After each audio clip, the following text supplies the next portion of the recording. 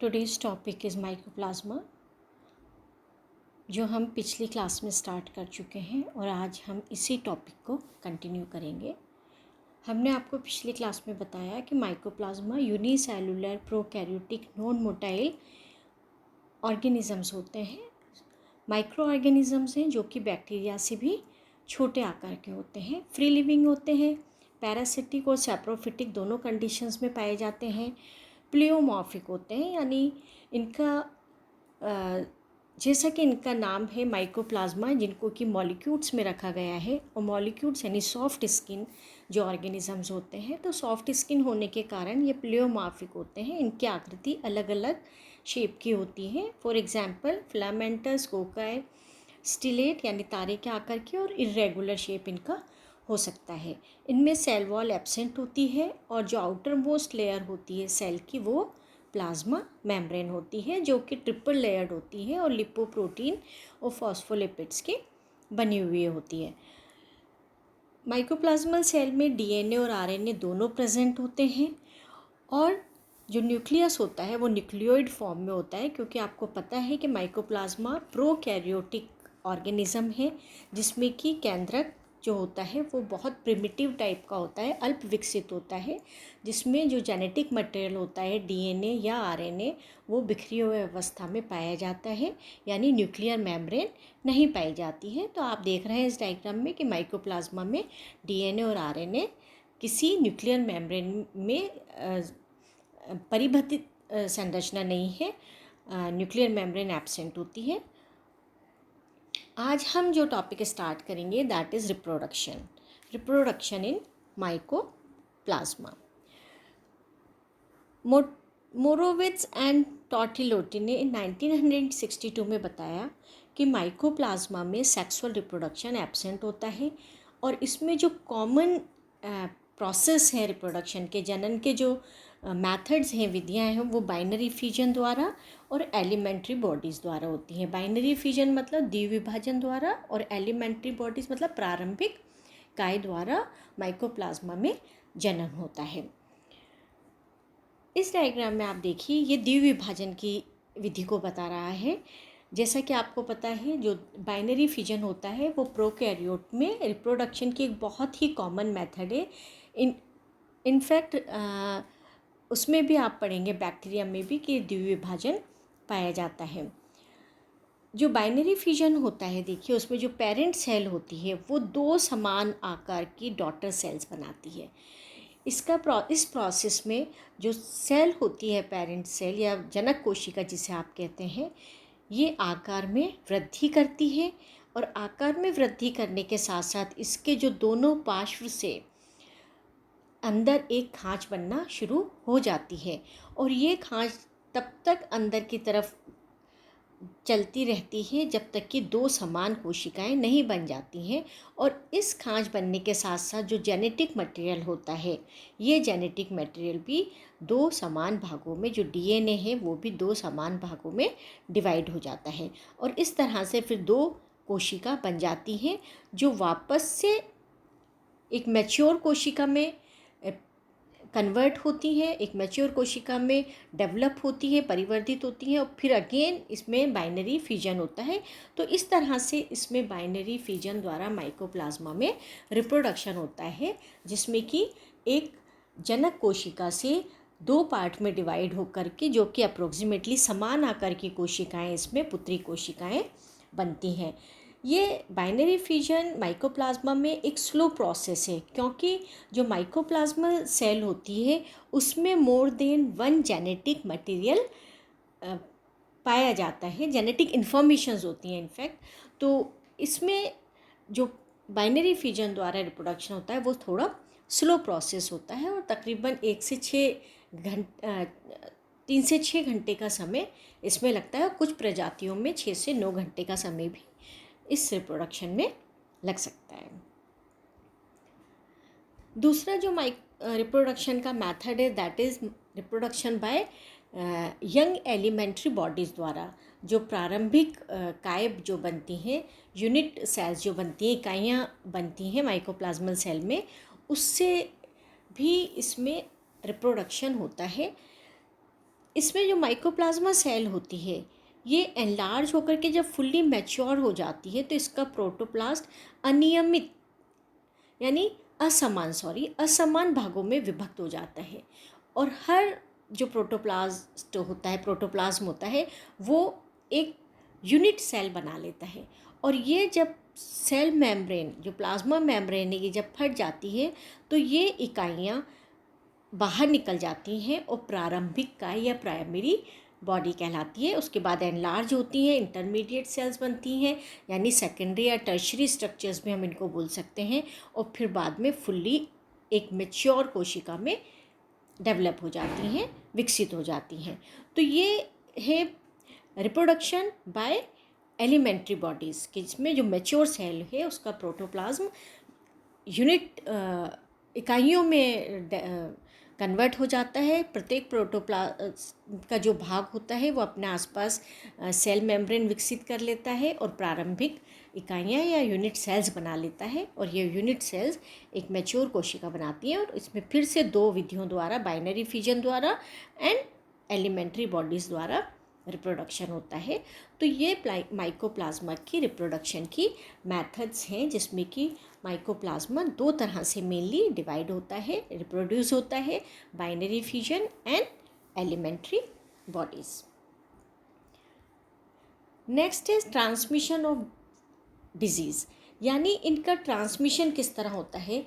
Mycoplasma जो disease होती है वो नॉर्मली एयर वाटर द्वारा संचारित नहीं होती है, एक स्थान से दूसरे स्थान पर ये डिजीज़ नहीं पहुंचती है। बेसिकली ये जो ट्रांसमिशन होता है इस डिजीज़ का, वो बाय लीफ हॉपर्स, या जिसे आप कहते हो पात फुदक, यानी एक प्लांट से दूसरे प्लांट पर जो इंसेक्ट जाते हैं, लीफ ग्रास हॉपर्स भी जिसे आप कहते हो, तो इनके द्वारा एक प्लांट से दूसरे प्लांट पर माइकोप्लाज्मल डिजीज़ का ट्रांसमिशन हो जाता है। दूसरा है बाय ग्राफ्टिंग, यानी जब एक पौधे की कलम, अगर मान लीजिए वो रोगग्रस्त है और उसकी कलम किसी स्वस्थ पौधे पर जो संक्रमित नहीं है उस पर अगर लगा दी जाए, रोपण उसका कर दिया जाता है, ग्राफ्टिंग कर दी जाती है, तो वो जो स्वस्थ पादप है वो भी रोगग्रस्त हो जाता है। तो ग्राफ्टिंग करने से भी समटाइम्स माइकोप्लाज्मल डिजीज़ का ट्रांसमिशन एक प्लांट से दूसरे प्लांट पर हो जाता है। नेक्स्ट इज़ पैरासिटिक हॉस्टोरिया, यानी जो परजीवी के चूषक होते हैं, जो चूषकांग होते हैं परजीवी प्लांट्स के। फॉर एग्जांपल जो कुस्कुटा है, अमरबेल, वो एक प्लांट पर चढ़ती है, अगर उस पर विकसित हो रही है, डेवलप हो रही है, अगर वो एक प्लांट से दूसरे प्लांट पर चली जाती है तो वो किसी भी स्वस्थ पादप को संक्रमित कर देती है, क्योंकि ये अपने हॉस्टोरियास को उस होस्ट प्लांट पर एंटर कर देती है, उसके अंदर धंसा देती है, और जिससे कि जो चूषकांग होते हैं वो फ्लोएम तक पहुंच जाते हैं और इनको डिजीज़ या संक्रमित कर देते हैं। जो माइकोप्लाज्मा का जो ट्रांसमिशन है, जिन्हें हम माइकोप्लाज्मा लाइक ऑर्गेनिज्म या फाइटोप्लाज्म भी कहते हैं, ये होस्ट प्लांट या परपोषी पादप के फ्लोएम में प्रेजेंट होते हैं और leaf hoppers, insects, tree hoppers के माध्यम से एक पादप से दूसरे पादप या दूसरे होस्ट तक ट्रांसमिट होते हैं। समटाइम्स इंसेक्ट्स द्वारा या एफिड्स द्वारा भी होते हैं। फॉर एग्जांपल एक्राइथोसाइफोन पाइसम, ये मटर में डिजीज़ उत्पन्न करता है, और ये इंसेक्ट्स होते हैं जो एक पादप से दूसरे पादप पर जाते हैं, तो संक्रमित पादप के जो डिजीज़ होती है, रोग होता है, उसको स्वस्थ पादप पर संचारित कर देते हैं। तो ये संचरण के कुछ मेथड्स हैं, बाय लीफ हॉपर्स और grasshoppers, by grafting, by parasitic haustoria and by aphids. अब हम पढ़ेंगे डिजीज़ेज़ कि माइकोप्लाज्मा से कौन कौन सी डिजीज़ होती हैं। माइकोप्लाज्मा से मेनली जो डिजीज़ होती हैं प्लांट्स में, वो little leaf of brinjal, stripe disease of sugarcane, bunchy top of papaya, yellow dwarf of tomato. आप देख रहे हैं यहाँ पे बहुत सारी तरह की माइकोप्लाज्मा से डिजीज़ होती हैं प्लांट में, और इनके जो सिम्टम्स होते हैं, इनके जो लक्षण उभर कर आते हैं, जो रोगग्रस्त पादप होते हैं, उनमें पौधे का तना विभिन्न स्थानों पर पतला और चपटा या मोटा हो जाता है, यानी पौधे ड्वार्फ रह जाते हैं। फॉर एग्जांपल आप देखिए येलो ड्वार्फ ऑफ टोमेटो, यानी उसमें पौधा पीला पड़ जाता है और बोना रह जाता है, यानी उनके जो पर्व होते हैं वो छोटे आकार के हो जाते हैं, पत्तियां पीली और छोटी हो जाती हैं।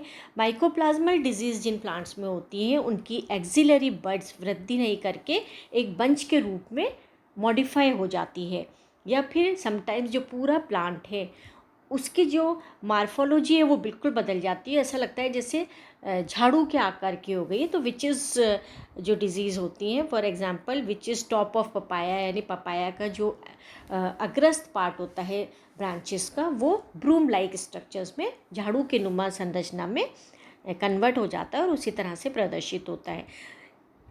वायरसेस जो डिज़ीज़ होती है उसमें पौधों का जो बाह्यदल होता है वो कलरलेस हो जाता है, क्योंकि नॉर्मली आप देखते हो जो बाह्यदल होता है पुष्प का वो ग्रीन होता है, लेकिन ये जब कलरलेस हो जाता है और पुष्प के दूसरे पार्ट, फॉर एग्जांपल दल कलर हरे हो जाते हैं, पत्ती के समान हो जाते हैं, तो इसे फिलोडी और वायरसेस डिजीज़ कहा जाता है। जो संक्रमित पादप होते हैं उनमें स्वस्थ फल नहीं बनते हैं और फलों का निर्माण ही नहीं होता है। इसके साथ ही फलों में बीजों का अभाव हो जाता है, और यदि फल और बीज बन भी जाते हैं तो वो जो बीज बनते हैं वो जर्मिनेट नहीं हो पाते हैं। तो ये माइकोप्लाज्मल डिजीज़ हैं जो कॉमन डिजीज़ है माइकोप्लाज्मा से पादपों में होने वाली रोग। माइकोप्लाज्मा ह्यूमन डिजीज़, माइकोप्लाज्मा से ह्यूमन में कौन कौन सी डिजीज़ होती हैं? पैथोजेनिक जो माइकोप्लाज्मा होता है वो नॉर्मली ह्यूमंस के रेस्पिरेटरी ऑर्गन्स या नर्वस सिस्टम को अफेक्ट करता है।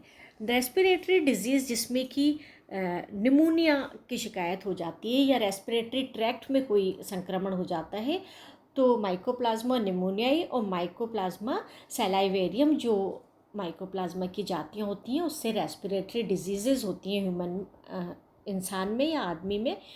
इन्फ्लेमेशन ऑफ जेनाइटल्स जो जननांग होते हैं उनमें जलन, समटाइम्स माइकोप्लाज्मा ह्यूमिनिस अगर जनन पार्ट में रोग करता है तो वहाँ पे इन्फ्लेमेशन होता है। इनफर्टिलिटी और समटाइम्स जो माइकोप्लाज्मा की फर्मेंटेंस जो प्रजाति है उससे बंध्यता तक हो जाती है। तो ये कॉमन ह्यूमन में होने वाली रोग हैं जो कि माइकोप्लाज्मा से होते हैं। माइकोप्लाज्मल एनिमल डिजीज़ जो पशु होते हैं, कैटल्स होते हैं, उसमें बहुत कॉमन बॉविन प्लूरोनिमोनिया जो कि माइकोप्लाज्मा माइकोइडिस से होती है। ये बहुत कॉमन डिजीज़ है जो कि कैटल्स में होती है। इसके अलावा एग्लैक्टिया ऑफ शीप एंड गोट, तो इसमें मिल्क प्रोडक्शन कम हो जाता है। इसको संक्रामक अस्तंता डिजीज़ भी हम हिंदी में कहते हैं। तो माइकोप्लाज्मा एग्लैक्टिया जो माइकोप्लाज्मा की प्रजाति है उस स्पीसीज़ है उससे एग्लैक्टिया डिजीज़ होती है जिसमें मिल्क प्रोडक्शन कम हो जाता है।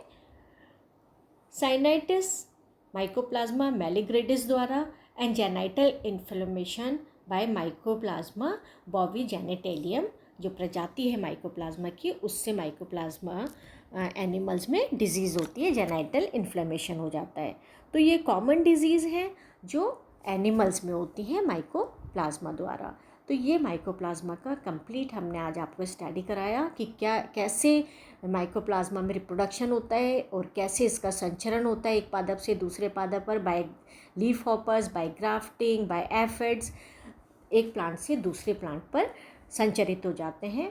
माइकोप्लाज्मा से प्लांट्स में कौन कौन सी डिजीज़ेज होती हैं, ह्यूमन बींग्स में कौन कौन सी डिजीज़ेज होती हैं और एनिमल्स में कौन सी डिजीज़ होती हैं, ये हमने आपको इस क्लास में बताया है। That's it, thank you.